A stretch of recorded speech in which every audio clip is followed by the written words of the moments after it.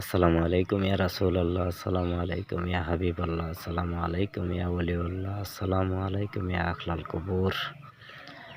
আজকে চলে আসলাম বাপদাদা সৈদ্য গোষ্ঠী যেই জায়গায় ঘুমিয়ে আছে অন্ধকার কবরের সামনে।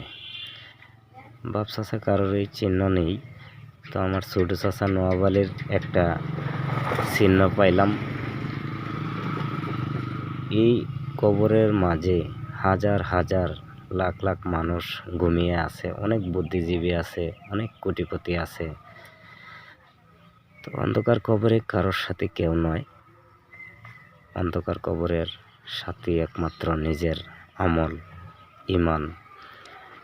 এই যে কান্দুগর গোরস্থানে কত মানুষ ঘুমিয়ে আছে, কত কোটিপতি ঘুমিয়ে আছে, একমাত্র আল্লাহ রাব্বুল আলামিন ভালো জানেন।